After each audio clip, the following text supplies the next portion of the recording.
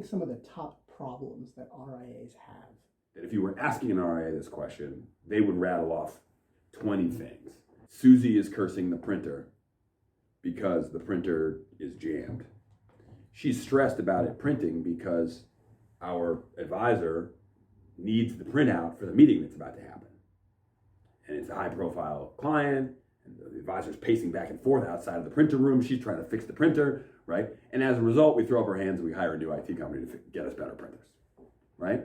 But if the mechanism by which that meeting were being facilitated changed, the printer wouldn't be on the critical path. Right. And neither would Susie. She wouldn't be in the crosshairs on, Susie, come on, this meeting is about to happen, which changes their relationship. It changes the operational effectiveness of the whole office, right? Like, I think a lot of those things are going to be at the intersection, the rubber hits the road between we sold the client or I'm about to pitch the client, and how do we operationalize whatever it is we were just talking about?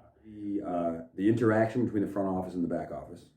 And there's a few things that problem then manifests itself as, right? One, you can't hire a summer intern to shadow your rockstar operations manager. That's not possible. You definitely can't hire a recent graduate who's an aspiring financial planner to work in your back office for a year, because none of that knowledge from your operations manager is transferable. Mm-hmm. If my time in the day is so precious because I'm trying to see 5 clients today instead of 4, Susie doesn't have time to teach her understudy.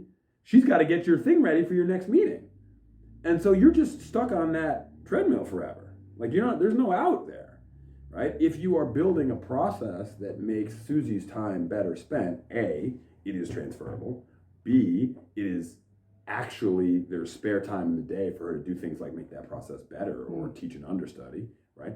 And C, probably most importantly, her interactions with the front office get more efficient, which means the front office has free time to do that front office thing that you just said is the path to growth, right? So I think that friction point, and I use the word friction because it's a bidirectional friction, right? They're symbiotic. They know that they need each other.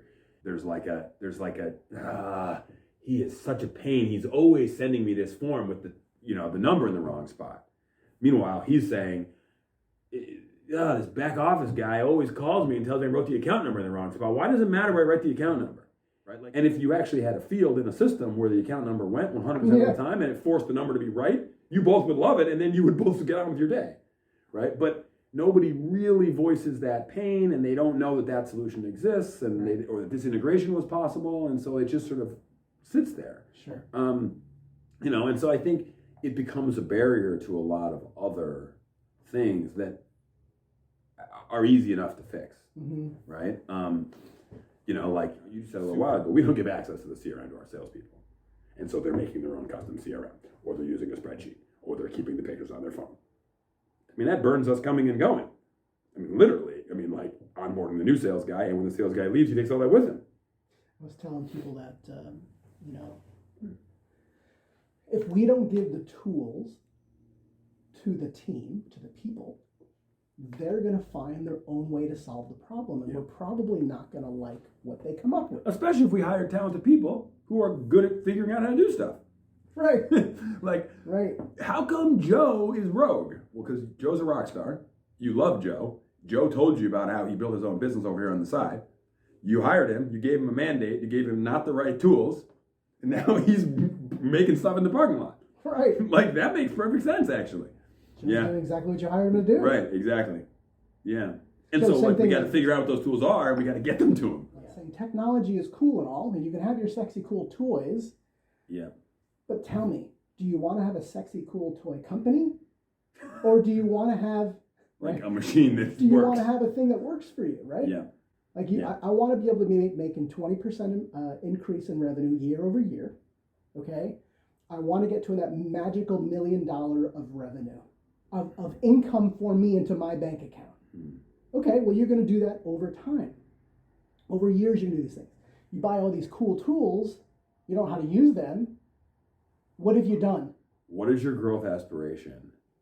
And tell me how you imagine that coming to be true. We're managing $50 million of our clients' money today. We'd like to be managing $100 million 5 years from now. Okay, let's talk about how that's going to happen. Well, I'm planning on picking really winning investments for my clients, and so they're going to go from 50 to 60. Okay, let's say that that's a sure thing. Great. Yeah.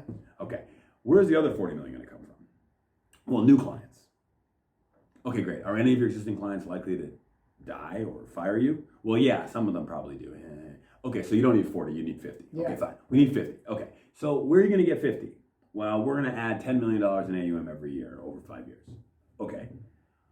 What does it take to get $10 million of AUM? Well, I need a couple of high net worth clients, like 2 $5 million clients. Okay, do you have it? How do you find 2 $5 million clients? Well, I've got a great referral network, and I spend lots of time at these 3, pick your niche, country club, doctor's convention, Sure. manufacturing plant, Yeah. right? I have a pretty good talk track, and I find that I can close 10% of the time. Awesome.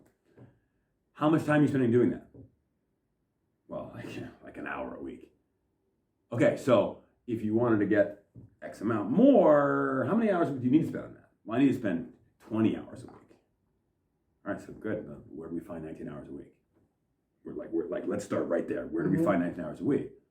Well, I don't know, my week's kind of crazy. Okay, well, what do you do? Well, I got to schedule my meetings, and I got to fill out this paperwork because of compliance, and I got to chase down so-and-so because they didn't do their part of the process. And before you know it, JR, barriers, if I don't clear that 19 hours a week, I don't have a chance to go close those new sales. Way slower. Right? And make no mistake, our goal here is to clear that 19 hours a week, not to be the way that we teach you how to turn, cold into cold. You already have that skill. Right, you already know how to do that, right? This is about you being able to use that skill, right? Oh, well, like I hate doing, I love the performance review conversation with my clients. We meet quarterly. In about an hour, I can get them from this was the plan, this is where we are, we're making our progress, what's new with you. I can deliver that like a pro. Perfect. How long does it take for you to prepare for that meeting? Well, it takes me about 2 hours, and it takes Susie in the back office about 80 hours per client. Oh, that's interesting, because you just told me you want to get 20 more clients. You need a whole bunch more Susies. Right? Well, no, we don't need 15 more Susies. We only want to have 1 more Susie. Oh, okay, so that means you need Susie to be twice as productive or 5 times as productive? Let's go after those hours.